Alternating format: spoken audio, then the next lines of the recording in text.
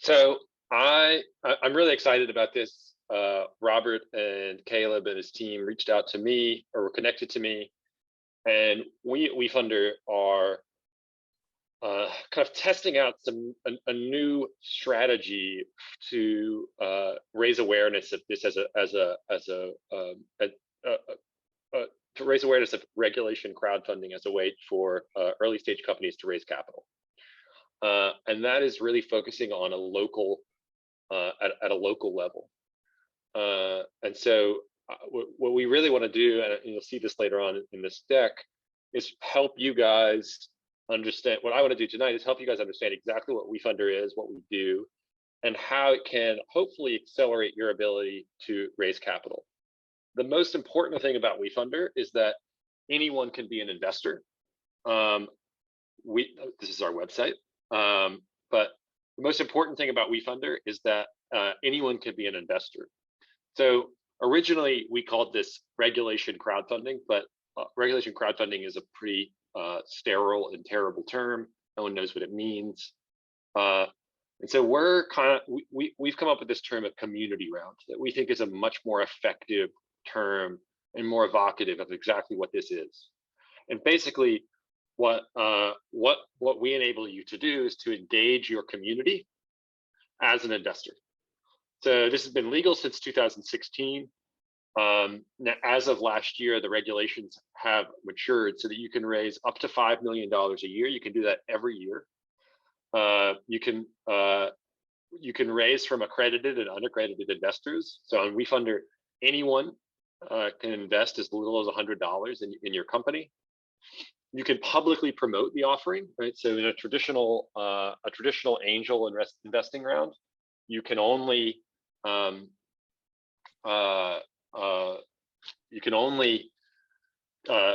like kind of talk to you can only publicize the investment to accredited investors. So if you're doing a community round, you can talk about it on social media, you can talk about it in the media, you can be promoting it to your mailing list, right?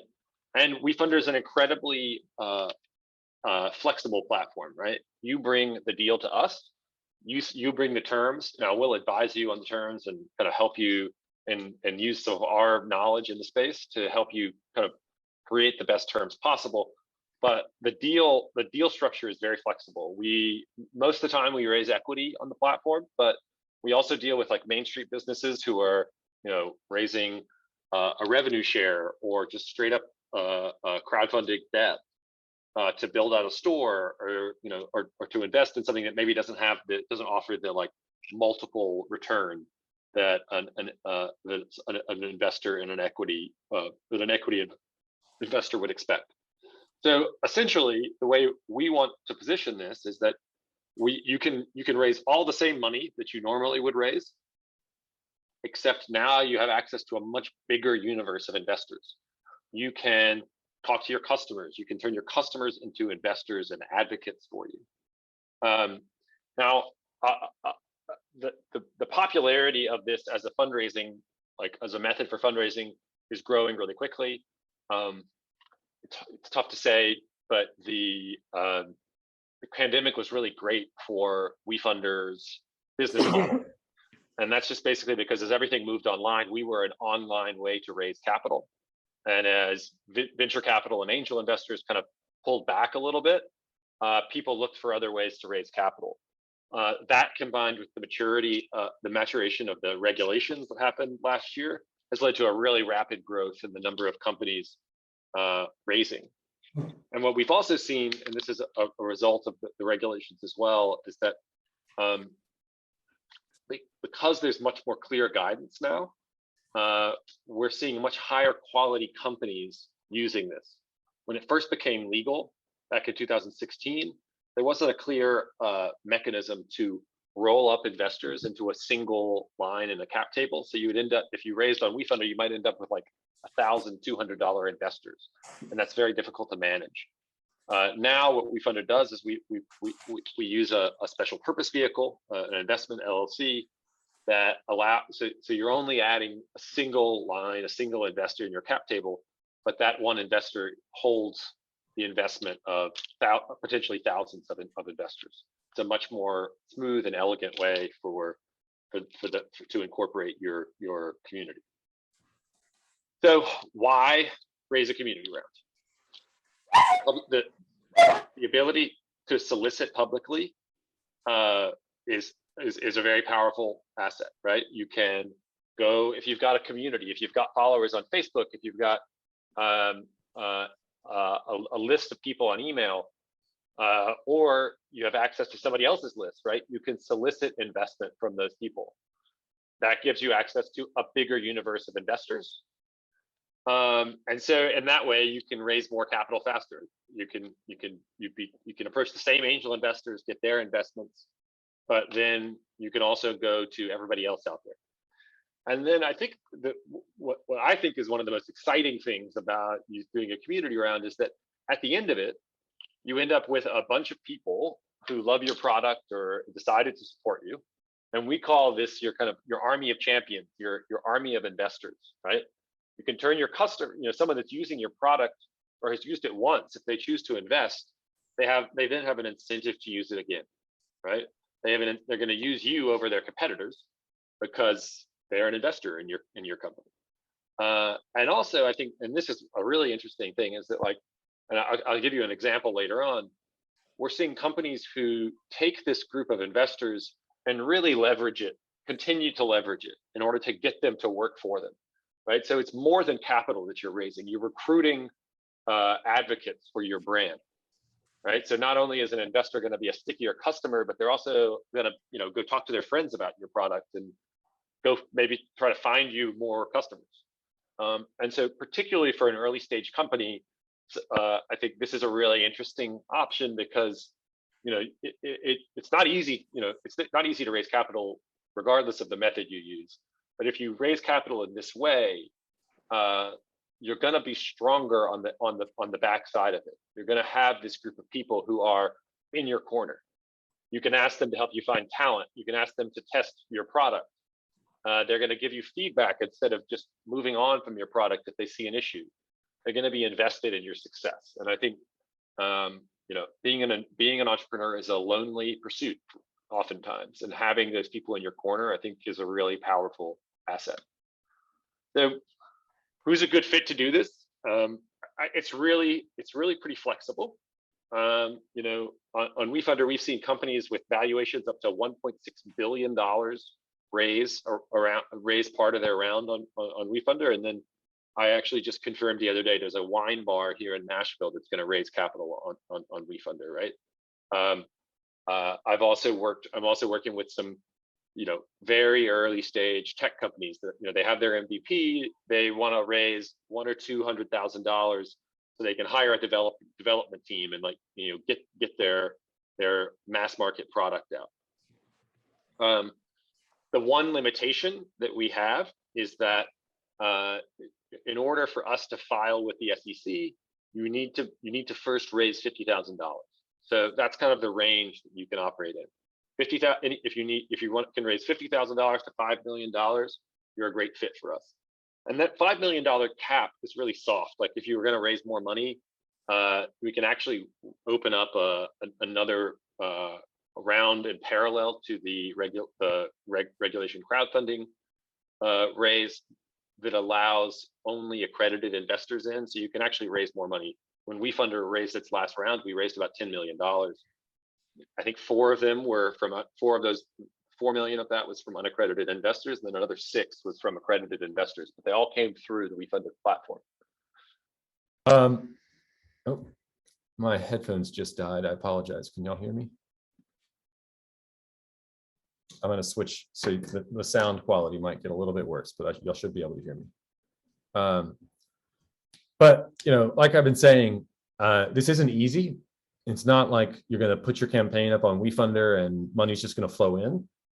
It takes a systematic approach and a lot of effort to get people to invest. Even if people are writing a $100 check, they're not going to just write a $100 check because you ask them to. You need to offer them a good deal, right? So that means that the valuation and the terms that you offer need to make sense for the stage that you're at. And then also, having an audience is a really important part of this. organizing this event, I'll kind of go into this a bit later, this event in Tallahassee, part of this is about helping you guys combine all of the people in each of your corners into one room. And hopefully that kind of builds a bigger audience that you guys can pull from. But one of the biggest assets in doing a community around is, if you have established customers, if you have followers on social media, if you have institutions that have audiences behind you, right? You need to find ways to get eyeballs onto your campaign page, right? This is at the end of this, this is about marketing, and you're basically building a sales funnel for investment, right? So for every 100 people that look at your page, maybe 5 of them are going to invest, right? So you're going to have to find a way to get people there and market this raise. And then it really comes down to hustle. I'll send over after this a blog post and a podcast that were produced by the WeFunder team that really talk about, like, what does it take to be successful. And the first step is coming up with a list of every person you've ever met that might invest $100 and reaching out to those people. Right? It takes that hustle, finding creative ways to get in front of new investors, really being dogged and really believing in the deal that you're offering. We are offering you a wide universe of investors that, really anyone can be an investor, but you've got to go out there and convince them to become investors. And once you've got one person as an investor, right, you can start leveraging them and asking them to go help you find other investors, right? This is about building a community. And then, so I think lastly, and then I'll kind of run through a couple case studies and then open it up for questions. This is about building something that's more powerful than just capital, right? I think as an entrepreneur, it's easy to focus, be so focused on raising money because, that's the most urgent and immediate need that you have. But this is about more than capital. It's about engaging your community, engaging your supporters, engaging your customers. And that has a long tail of benefits. So what our goal is by collaborating with Doma Station to put on this event is to help early stage companies pool their communities to access more capital, right? Like if I've got 100 supporters and Caleb's got 1,000 supporters and Robert's got 500 supporters, we put all those people into a room together, and that's more people, that's more chances at getting people to invest in our company. And so what we hope to do is kind of get you guys up on the platform and give you a boost to get started through this event. And then also, I posted on LinkedIn about this earlier. The biggest hurdle that we have at WeFunder as we try to help founders get funded is education, right? We're building awareness in communities about community rounds as a tool. WeFunder's mission is to democratize access to capital. We are out here, we're trying to help founders fund their ideas because we believe that it's better for every community and for our country as a whole if there's more entrepreneurship. But people aren't used to being able to invest, because from I think it was 1933 until 2016, it was illegal for anyone with less than $1 million net worth to invest in a private company. So what we want to, you guys are the stars of the show when we do this event, but it's also about educating your community about the fact that they should be seeking these opportunities to invest.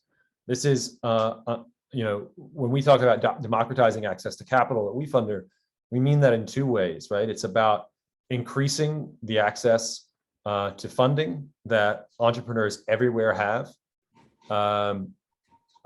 There's some pretty shocking statistics out there, right? Over 80% of venture capital investment goes to California, Massachusetts, and New York. Less than 3% of venture capital funding, excuse my colleague back there, of venture capital funding goes to female founders and founders of color, right? There's a huge There's a huge gap there. On WeFunder, we're not perfect, but we about 30% of the funds that we raised last year went to female founders and founders of color. It's an order of magnitude better. This is a way to let more founders get the funds they need to develop their ideas, whether that's because they're in a community that's further from the coasts and not networked with venture capital and rich dudes that can write checks, or if you're a founder from a community that has traditionally been overlooked by venture investment. The other side of this is also allowing people the incredible wealth creation tool that is investing in good startups. Right? There's no better investment if you get it right. There's no faster way to create wealth than investing in an early stage company that grows. Now, we're in the early stages of this, but our hope is that we're going to see more and more people from communities that are not accustomed to being able to invest in private companies, making significant increases in their net worth because over the next 5 years, 10 years, they're able to invest in really great dynamic companies that grow. So I'm going to kind of stop with my pitch here, and I'd love to answer questions. I can either do that now, or I've got a couple of companies that I think are great examples of companies that have really leveraged community rounds to grow. Why don't I'll just run through those real quick, and then I'll open it to questions. That probably works a bit better.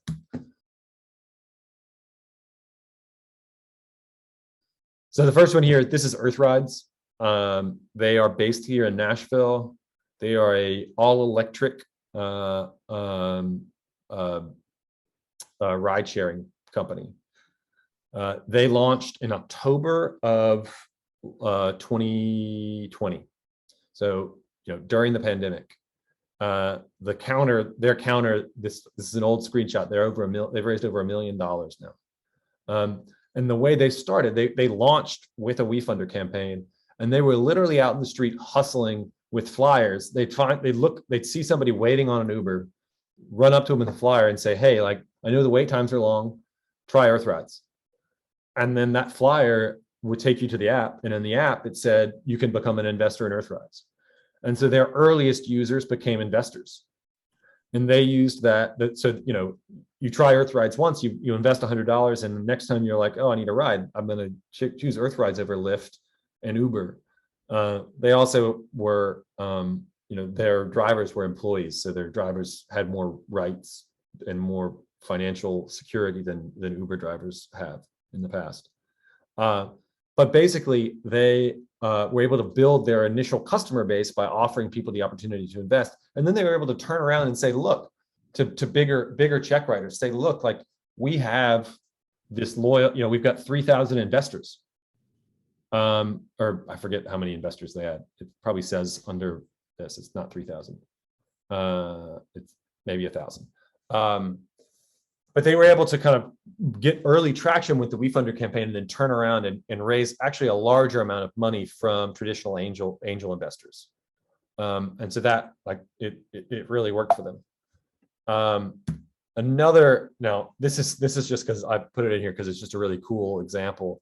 This is a bit older of a raise, but this is like this interactive art and entertainment experience in Santa Fe.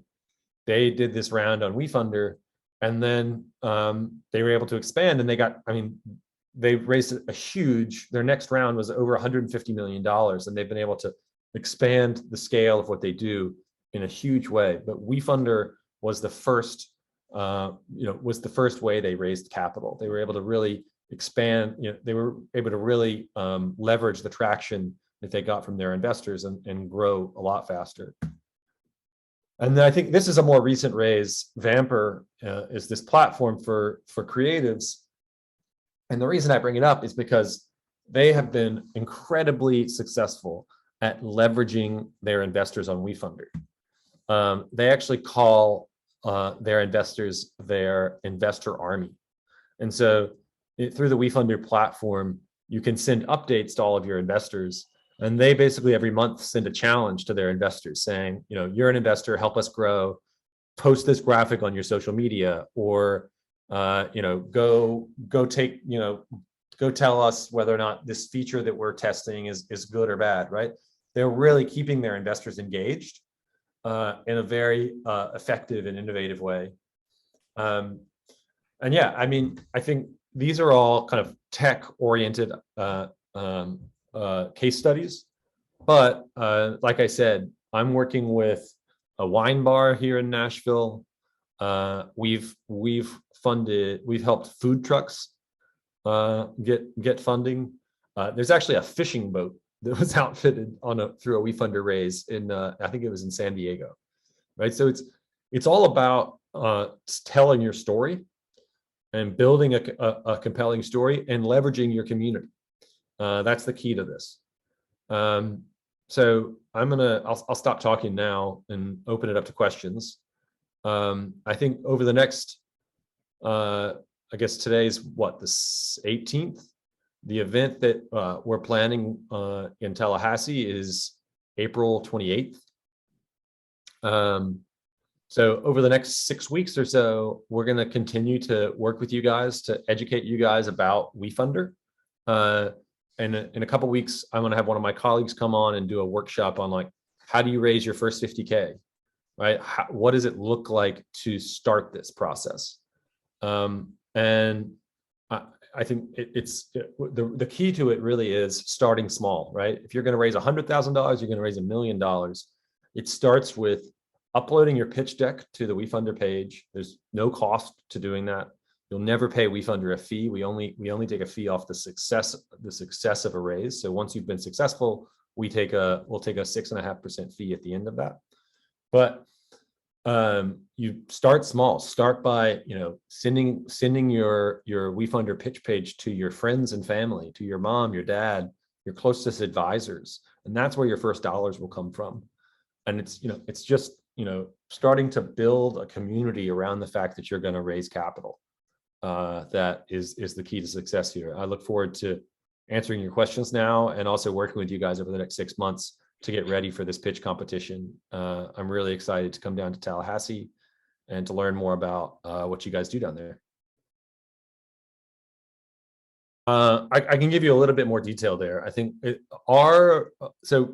I said, WeFunder's mission is to democratize access to capital. There are some other platforms out there, but our pricing and our structure is all built around, we want to align our incentives for your success, right?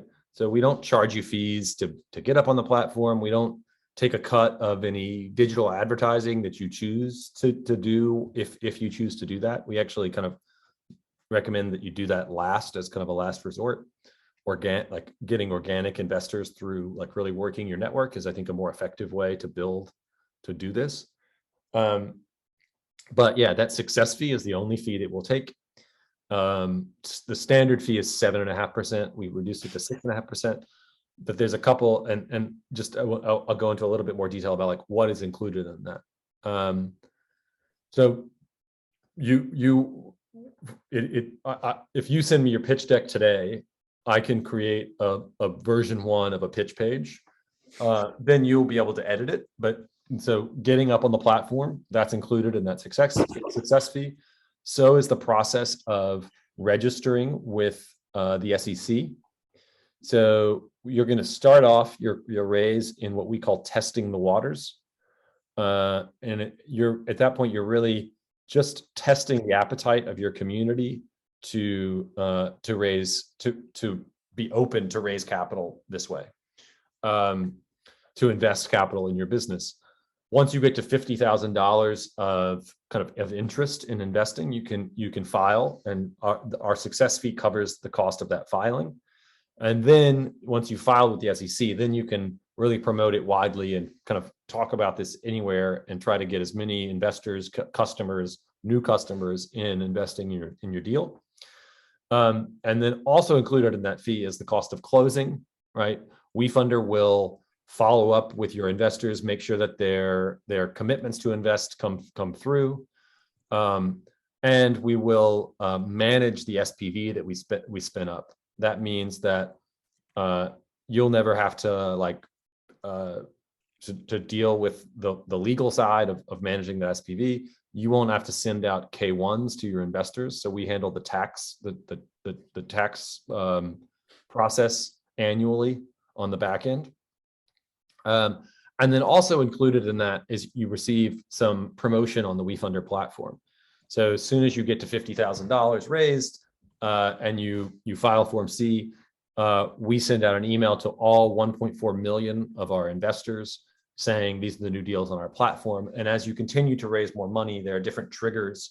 So there will be other opportunities to get in front of investors. Audrey, what is your business? I'm going to work with girls and women, but can I ask you something real quick? Yeah. I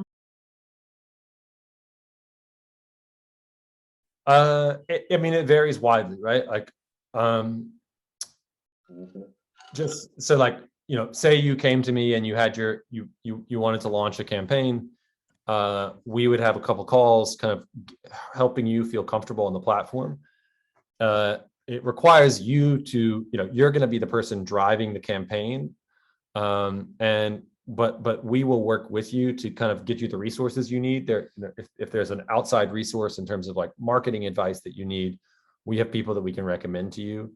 But we're always available to kind of troubleshoot and answer questions.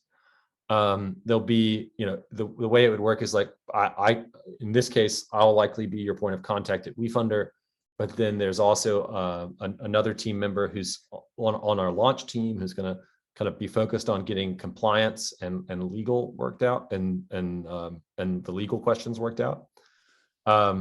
So in that early launch phase, there's going to be a lot of interaction.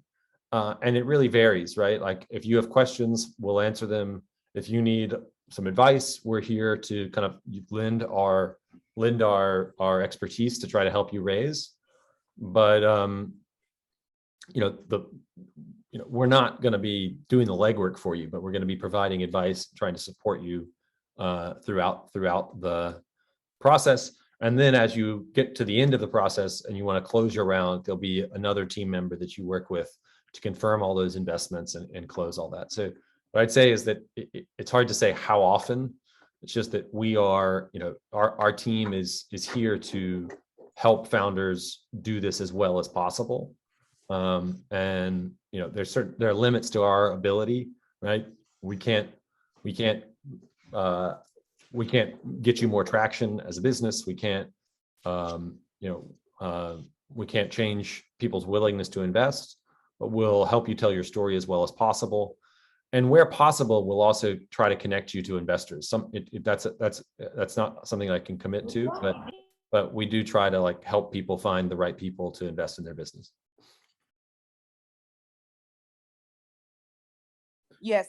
Yeah, I mean, we're not helping people develop their product. We are a marketplace for private deals, right? For private companies to raise capital. So, you know, you come to us with what you got, and hopefully you can raise. Our platform is an open platform. So, like, obviously, you guys are applying to be a part of this pitch competition, but WeFunder doesn't, if you want to give it your best shot, you can give it your best shot. Now, we can't provide any guarantee of success, and there's the way we promote deals are, the kind of people that are raising more money faster are gonna kind of get more of our resources just because we have to operationally deal with those investments coming through. But no, yeah, we're not helping people. We're not an accelerator. We're a marketplace for where people can try to raise capital from their community. Yeah, I think the power of what WeFunder brings is the ability to raise capital really anywhere in the nation. And so you're no longer tied to the constraints of your local community. It also gives us a phenomenal platform to be able to raise those funds on. So for Tallahassee that doesn't really have an angel network or a funding vehicle, it allows us to bring that to bear in our community activate those who want to invest in the businesses here that are local, and bring those funds to bear so that you can pursue whatever you're working on. They're not going to bring your company, they're not going to bring your traction, they're not going to bring your product to their market. You're bringing all those, as well as the story behind that. And so what WeFunder does is it helps to give that platform for the voice of your story and allow you to collect or engage investors. The way I often talk about it is like, so think about if you're gonna talk to an investor, and say the meeting goes really well, and at the end you say like, all right, I'll send you my pitch deck, and I'll send you a document so that you can make an investment. Well, WeFunder, instead of having to do that and like send over a couple things for them to sign, WeFunder is a live 24/7 web page where your pitch always lives. There's a video that goes along with it. The terms of your deal are there, and there's an investment flow so that it's just like, you create an account and you put in your credit card information and you can invest in a startup, right? It just makes the friction of investing that, like, it reduces that friction in a really profound way. And like I was saying before, I think it's like 0.5% of America are accredited investors, right? So according to the law that allows us to operate, it was part of the Jobs Act, which passed in 2012, but the exemption that it created, regulation crowdfunding, literally every American has the right to invest $2,200 a year in startups. Now that number increases as your income increases. But regardless of your income, you can invest. Most people are not doing that. So basically any person on the street that you meet has the power to invest at least $2,200 in your company. Now it's up to you to convince them to do it. But that's a powerful opportunity. And that's what we want to offer. And we bring to bear as much expertise as we can. We are working all the time to improve the product and improve the discoverability of deals on our platform, and create different tools. Our ultimate goal is to make it so that like literally any entrepreneur can come to our website one day and be raising capital by that afternoon, and that they'll have a way to spread the word about that. Now, we're not quite there yet, but we're getting closer. And I think I'm really excited about this kind of focus on a given community, because I think it is, there's something like 250 deals on WeFunder on a given day, right? Some of those deals are going to raise millions of dollars. Some of those deals are going to struggle to raise any money, but by kind of educating not just the founders in the community, but the investors and the community members, right? We're trying to make it so that a place like Tallahassee, Nashville's almost the same way. There's more money, there's more history of entrepreneurial investing in Nashville, but it all happens in a couple different spaces. If you're a tech entrepreneur in Nashville, it's still very hard to get early stage capital. So we're just trying to make it so that the public can invest in the companies that they love, right? If you're an entrepreneur in Tallahassee or Nashville, your community should be able to invest in you and benefit from your growth when it happens. I mean, the first indicator of success is just the quality of the deal, right? Like if you've got a great company with a great business model, people are going to respond to it. It's hard to give like success statistics, because there are lots of people that will like create, if you go into the back end of WeFunder, there are lots of pages that have been kind of created and then abandoned. Some people will test it and not go with it. But like I said, a good deal is the first thing. Having a built-in community is a huge advantage, but it's not necessary for success. But it comes down to hustle, right? It just comes down to your commitment to pitching this to as many people as possible and finding ways to get eyes on your deal. Now, none of those three things is a guarantee of success, but some combination of them is what is going to make people successful. I'm working with a founder right now. She's building a tech platform called Peer Connect. It is, I can send you the page for it. It is not the most obvious, shoe-in venture backable company, right? She's a therapist who got fed up with, who works with children with autism and developmental delays, and got fed up with the fact that her parents couldn't find resources and couldn't find community. So she's building a platform where therapists can pay to be on it, parents can subscribe, and it's connecting people and connecting resources within the community, right? She is scrapping every day, talking to everybody. She's raised almost $70,000 on the platform so far. She's going to pitch at a pitch event we're doing in Nashville. But for her, it's all about getting in front of people who know emotionally about the need that she is filling, right? Most venture capitalists, most angel investors don't relate to the problem that she is solving. But there are a lot of parents out there who know the struggles the problem that she is trying to solve. And so her hustle is all about being on social media, trying to find and target people and communities who relate to this problem. And so I say that I give her as an example, not because like I think her company is going to be worth $1 billion one day. I don't think that's the case. She's going to build a business though, built on the passion and her knowledge of this space. And she's been able to get people to invest, small checks because they want to see this. They want this service to be available to their child. And I think that is part of the power of this, right? If you think about angel investing, right? Most angel investors are going to, and this is how they should be, right? They're looking for the best deals. They're looking for the best investments. And we should all be aspiring to build great investments for people. However, there are other reasons to invest in a founder, right?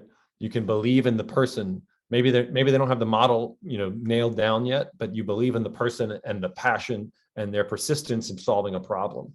You can believe in the space that they're building in and the fact that they fill a need. And what this does is allow people who your company or a company connects with to make a small investment, not because it's like I'm investing my retirement money, but it's because, look, I've got $500 extra and I think it's worth helping this founder make this happen, right? It's allowing people to invest in people in their community, and I think that's really, really powerful. I have a boutique, an online boutique, and I guess my question is, should I be focused on obtaining an investment on just the service that I provide, or is it in the clothing? Like I know what particularly makes my boutique stand out as far as, I'm trying to, teach the consumer that, fast fashion is not where to go. We want you to focus more on quality, sustainable mindset, longevity, versatility, and whatnot. So like, I'm trying to find my strengths in what's going to attract that type of investor. So I guess that's my first question. And my second question is there a certain like deal or goal that I should be like have in mind? Like, should I be thinking like, I want this person to invest 30%? Like, what is the average or the typical, amount that I should be shooting for? That second question is I can answer pretty quick. So the average investment on WeFunder is $1,000. However, the median investment is $250. So what that means is there are a lot of really, really small investments. And then in the kind of higher quality, higher growth deals that are on the platform, some people are making bigger investments.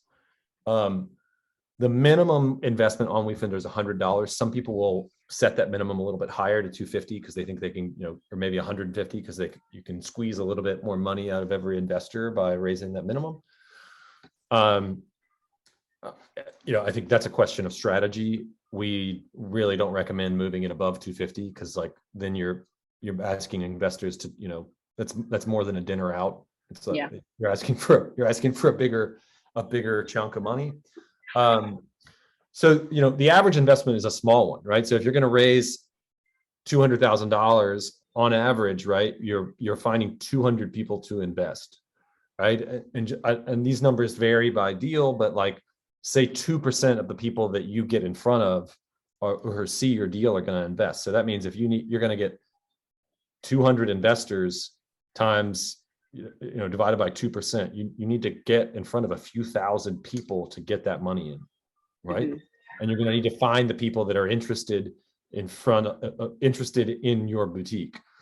To focus more specifically on like your business model, I would need to know more about exactly, what your business is, why you're raising money, but for instance, I think if you've got an online boutique, if you want to raise $100,000 because you want to be able to invest in more digital advertising and maybe improve, build in a better customer service system or something. Now, I don't know your business. I don't know its trajectory or anything about it. But that's not that's like a boutique is not a traditional equity investment because it's not going to like 10x. Yeah. But I think the flexibility on WeFunder is that, you could offer a revenue share, right? And what that deal looks like is you're going to say, I'm raising $100,000 or whatever that number is. I'm using 100,000 because it's just easy to do math from. I'm raising $100,000. I'm going to offer the investors in my boutique call it a 2x or a 3x multiple on their investment over a 5-year term. And you're going to pay them back out of, 15% of your profits. So what that means is you're going to raise $100,000 and you're going to express to them why you need that $100,000. You're going to invest in some sort of extra capacity in your business. And then, each month until you've repaid those investors, you're going to give them a payment. I have a revenue share calculator, like spreadsheet that I can share. Let me write that'd be great. Let me write this down. I said the rev share calculator. What are the other links that I said I was going to share? I'll think of them later. The blog post and the podcast. But so that's like, what you're offering them is, an upside on their investment, right? You're still offering them you're going to multiply their small investment by 2 or 3 or whatever the multiple is over a pretty good term, right? If you took $100 and put it in the bank for 5 years, it wouldn't end up being $200.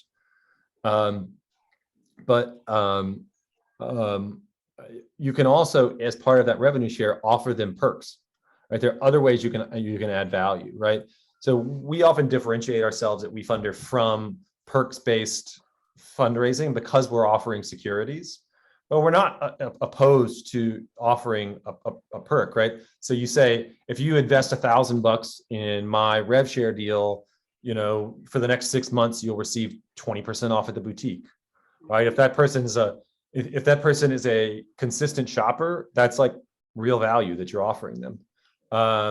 And you're also incentivizing them to come back and spend money at your store.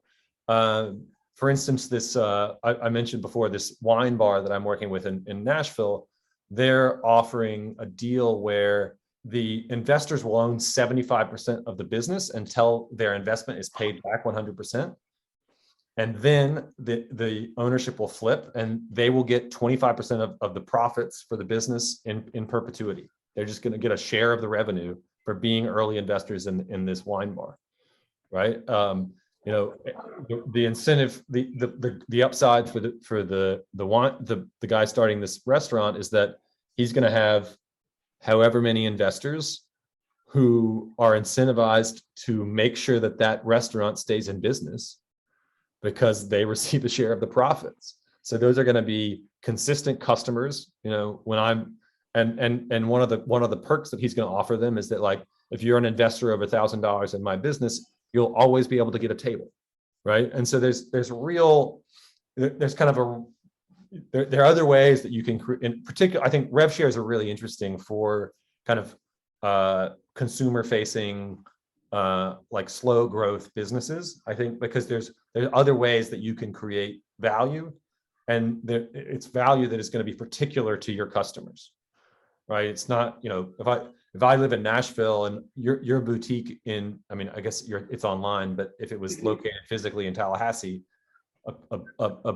a deal on clothes at that store is not going to be a great deal for me. But for people in your community, like they want to see you succeed and they're getting something out of it.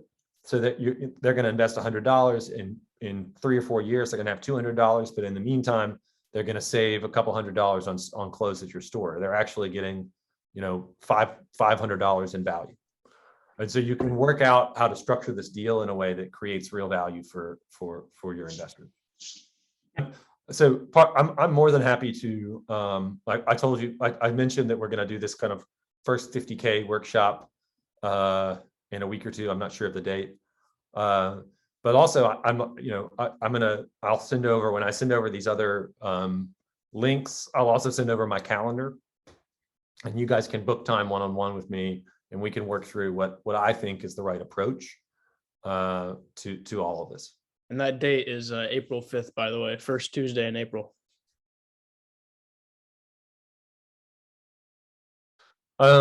Now, typically what we say to an entrepreneur is they should have their investor deck ready. Now, there's some businesses where an investor deck is not typically something that they build, but you should have, you're going to need some sort of document that tells the story, tells the story of your business and what the value is that you're offering to potential investors, right? So a typical deck, right, is like problem, solution, a little bit about what, going into what your solution is, why, what the marketplace is, looking at your competition, analyzing analyzing the business model and where your profit is derived from. Now that's like a tech, for a tech company, that's kind of the typical format, right? But and I think you can see, I'll send you a link right now. This is the Earthrides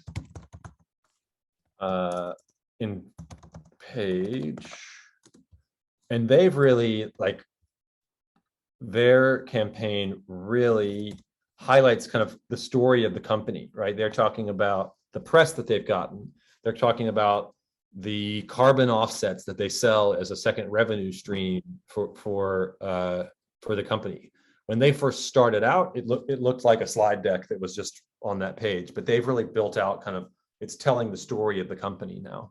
And oftentimes that's kind of over time how a company's page will evolve. But when you start out, you just need a document that tells the story. And if you don't have that, you can get in there on the WeFunder page and really build your story out, right? The campaign page is essentially like a blog post about your company, right? And it should talk about why your company is there, why is it unique, what do your revenue numbers look like, what does growth look like? If having a growth chart in there is always a good thing to have. What is the value that you're providing? Really why an investor might want to support you. Answering all those questions, and that's really all you need to start. Yeah, I mean that is that. Any evidence of the fact that what I would say is the most important things you're looking for on your pitch page are external validation of the value of your company, whether that's press or investors or supporters, right? Getting people to say why they love your company. And then also, particularly if you're trying to attract equity investors, right, you need to be able to show that growth. Now for a rev share deal, right, you might be able to, if you can just show that you have revenue, you're profitable, and then you say, I'm raising $100,000 because I want to build out these other capabilities that are going to enable me to expand my revenue. That could be a compelling case. Now, like I said, it's up to you to offer a good deal, and then it's up to you to tell that story. And there's a balance between those two things, right? The best deals there are going to be going to show growth, but you might be able to find investors to invest $100,000 in your company if you can say, look, I'm already revenue positive. I'm already profitable. I know I can pay you back, on a rev share deal, for instance. But if you invest in this, I think that, I'll be able to pay you back faster. It's going to make my business stronger. Yeah. The value prop and the growth is something that's rough, at least for me. I was on track to do $250,000 a year. I had a signed, sealed, delivered contract February of 2020, and we all know what happened in March. Right. That contract was pulled, and my company has since lost about 4 years worth of progress. And you look at that as an investor, you're like, these guys are going nowhere. Get the F out of here. And there is a lot of effort that is required in a week, like a non-trivial amount of effort that is required from anybody here in a week's time. And I guess the concern that I have here is that the way that we present this data, there's no way for some of us to make this look positive. The data is negative. The past 2 years have not been great to, let's just go with 50% of small businesses, and that's me being generous. Right. And I recognize that investors see this, but if you're looking at this as a business, a lot of people are going to be some pretty bad investments right now. Yep. Right. And I would guess that, Earth Rides is probably seeing some rough times in the past couple of years. So how are we expected to work through that, right? Because my value prop, you kind of have to know what I do and how I do it. Otherwise, my services have no value. Right. So tell me a little bit about what you do and how you do it. I make stuff. And that's like the easiest way to describe to you is what I do is I make stuff. We do product development, 3D printing, laser cutting, CNC milling. We make stuff. I'm looking at the machine working in the. Yes, it's a real background. Yeah. Yep.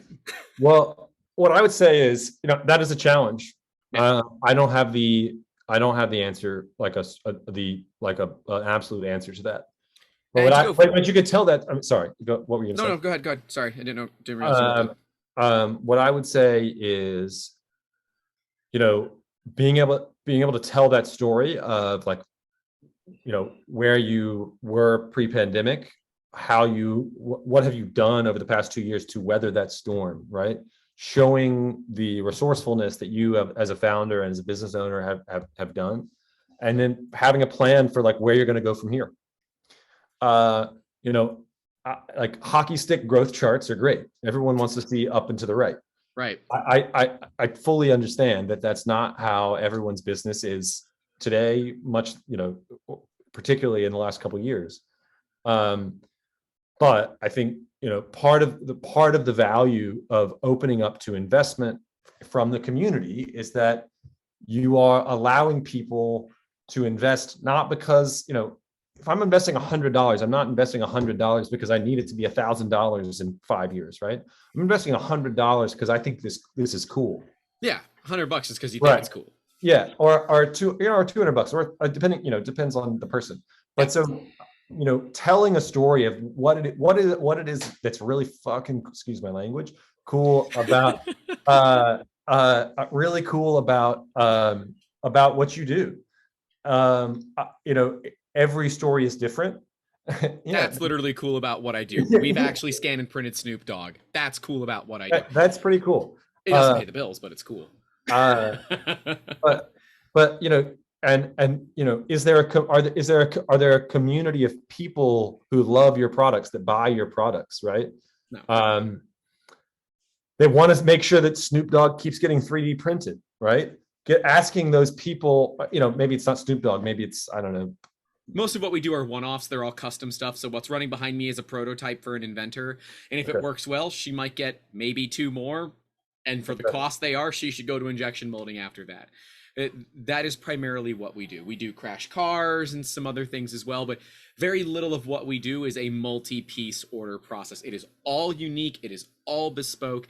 And that is different than most small businesses. I am well aware of that. But similarly to a lot of the businesses here at Domi, we have received a grand total of $0 of investor finance. We are completely bootstrapped, and quite honestly, if the deal isn't great, I don't need it. I would love to use somebody else's money because that's my favorite type of money.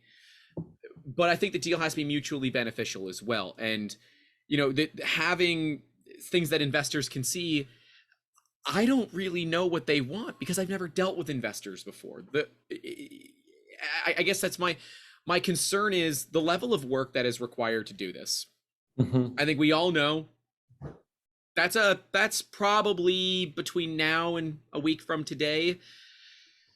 It's probably 30 hours at least to do it right, to get all the data and everything put together, you know, presentation. I'll film a few videos because I'm a content creator.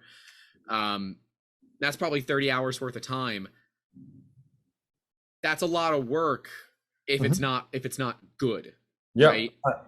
I would never say that this is like it's an investment of time, and if you're not able to invest the time, it very drastically reduces the likelihood of success. And so yeah, I mean, if you want, like Grant, if you want to, you know, connect offline, we can like talk through what the value of this could be to you. I'm more than happy to do that. Yeah, and are you able to actually? Can you share? Because I think Earthrides is like, when I look at an example, they are the best example that might be, you know, easily reachable, right? I'd like to find one that you think this is kind of what we're looking for. Yeah, I got you. Earthrides would be great, but look, I'm probably the largest content creator in the group. And I cannot do this in a week. Not, okay, if I had 10 grand, I could do it in a week, but I don't have 10 grand and I can't do it in a week. So what would be realistic? Because I know that I don't want to put more effort in if I'm not going to end up getting a better result out of it. And I think that a lot of people here may not have every single skill that we're seeing here on Earthrides. So something that might be a little bit more realistic. Because like, how bare bones can we go and still be able to attract people, or do we need to basically bring a marketing agency involved? I take your point about Earthrides not being maybe the best example. It's cool though, like for you guys. Looks dope. I mean, 1.1 million in gross revenue. Congratulations, that's awesome. What's the here's one that I'm gonna share with you. I'm trying to pull up a couple other ones. And then while he's looking at that, and yes, there's a half decent video on it, but what I'm really seeing on the platform, to your point, if you go under details, most of these are showing a net loss or very small profit and are raising $1 million plus, or even, for example, one of the first ones, Peer Connect, they're a little over $50,000 in raise. She has $100,000 net loss. Right. So you have the opportunity here. And then for us, for Domi, this just gave us a phenomenal platform to really highlight what's going on in the community so that we can then go and share it out to our community, to the people that keep telling us that where are the investable companies? How do I support businesses? And so we're putting energy behind it as well to get that word out. So even though, yes, you're going to have to spend some time to build up this profile, it's a really good exercise for you, Grant. I know you're going to put like 1,000% of energy in it and leverage your team to do it if you pull the trigger on it, but that's not the expectation. The expectation is that you just put a little bit of time, do a video about yourself, what you're doing, what you're trying to do, put it out there, and that'll allow us, we're creating a landing page that we're going to push out wide and then bring the community in around your company and what you're trying to do. At very least, you're going to get some exposure to what it is that you're trying to do in the community. And this is all public, right? Yes. Yes. Oh. Yeah. Okay. Well, I'm really not comfortable with putting out, you know, my losses for the last few years publicly for kind of obvious reasons. Well, Grant, let's have this conversation. Yeah, let's talk offline.